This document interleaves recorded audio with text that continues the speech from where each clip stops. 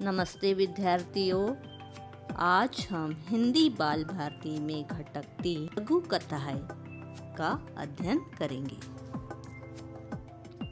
इस कथा के कथाकार हैं सूर्यकांत त्रिपाठी निराला जी।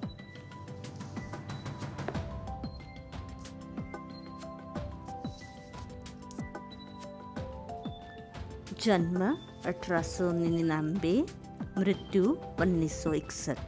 रचनाएं जूही की कली, तुलसीदास, सरोज स्मृति, कुकुरमुत्ता आदि कविताएं। परिचय। आप आधुनिक हिंदी कविता के दिग्गजों में से एक है। आप छायावाद के माने जाते हैं।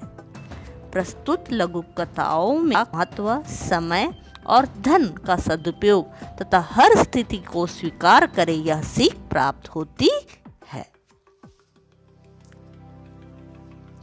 पहली कथा है दो घड़े।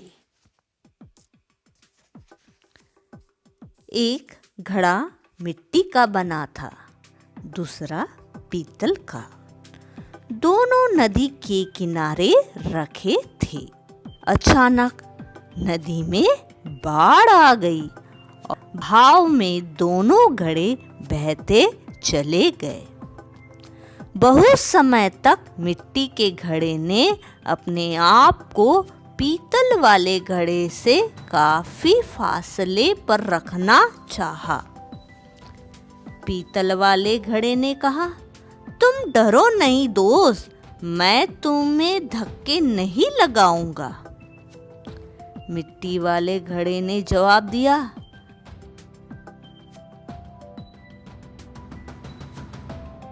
तुम जानबूझकर मुझे धक्के नहीं लगाओगे, सही है, मगर बहाव के कारण हम दोनों जरूर टकराएंगे। अगर ऐसा हुआ तो तुम्हारे लाग बचाने भी मैं तुम्हारे धक्कों से नहीं बच सकूंगा और मेरे टुकड़े टुकड़े हो जाएंगे। इसलिए अच्छा यही है कि हम दोनों अलग अलग रहे। जिससे तुम्हारा नुकसान हो रहा हो उससे अलग ही रहना अच्छा है, चाहे वह उस समय के लिए तुम्हारा दोस्त ही क्यों न हो।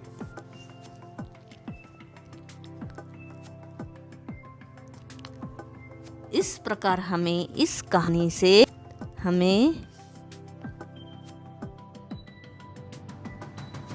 बरतने का सुझाव दिया गया है। अतः जिस वस्तु से, जिस व्यक्ति से तुम्हें नुकसान होता है उस वस्तु से, उस व्यक्ति से हमें क्या हो जाना चाहिए, दूरी बनाए रखना चाहिए। अब हम देखेंगे दूसरी कथा, कंजूस और सोना। एक आदमी था जिसके पास काफी जमींदारी थी, मगर दुनिया की किसी भी दूसरी चीज से सोने की उसे अधिक चाह थी। इसलिए उसके पास जितनी जमीन थी वह सारी जमीन उसने बेच डाली और उसे सोने के टुकड़ों में बदला। सोने के इन टुकड़ों को गलाकर उसे बड़ी हिफाजत से जमीन में गाड़ दिया। उस गोले की उसे जितनी परवाह थी उतनी न बीवी की थी, न बच्चे की, न खुद अपनी जान की। हर सुबह वह उस गोले को देखने के लिए जाता और यह पता करता था कि किसी ने उसे हाथ तो नहीं लगाया। वह देर तक नजर गड़ाए उसे देखा करता था। कंजूस की इस आदत पर एक आदमी की निगाह गई। जिस जगह वह सोना गड़ा था धीरे धीरे उसने वह जगह ढूंढ निकाली। आखिर में एक रात उसने सोना निकाल लिया। दूसरे रोज कंजूस अपनी आदत के अनुसार सोना के लिए गया। जब उसे वह गोला दिखाई नहीं पड़ा तब उसका दिल ही बैठ गया। उसके एक पड़ोसी ने उससे पूछा, इतना मन क्यों मारे हुए हो? असल में तुम्हारे पास कोई पूंजी थी ही नहीं, फिर कैसे वह तुम्हारे हाथ से चली गई?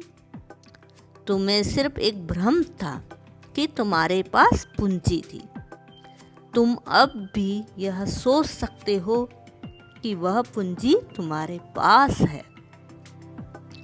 सोने के उस पीले गोले की जगह उतना ही बड़ा पत्थर का एक टुकड़ा रख दो और सोचते रहो कि वह गोला पत्थर का वह टुकड़ा तुम्हारे लिए सोने का गोला ही होगा, क्योंकि उस सोने से तुमने सोने वाला काम नहीं लिया।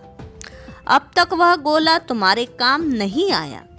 उससे आंखें सेकने के सिवाय काम लेने की बात कभी तुमने सोची ही नहीं।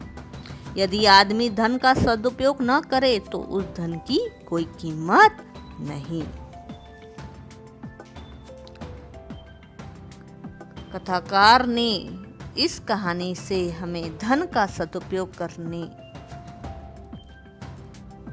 की सलाह दी।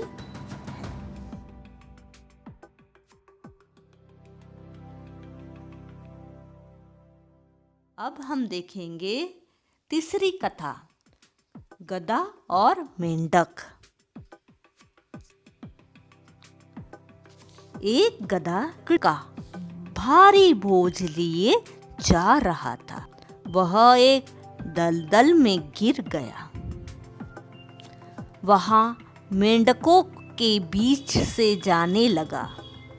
रेंगता और चिल्लाता हुआ वह इस तरह सांसें भरने लगा जैसे दूसरे ही क्षण मर जाएगा।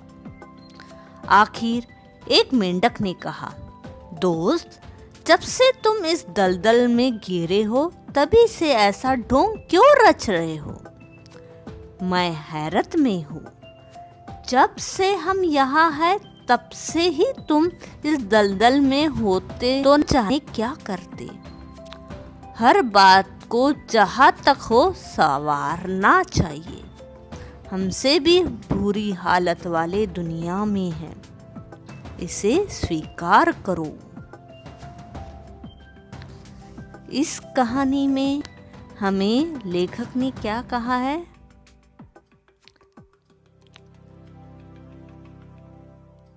जैसी भी स्थिति हो उसे स्वीकार करने की शिक्षा हमें दी है।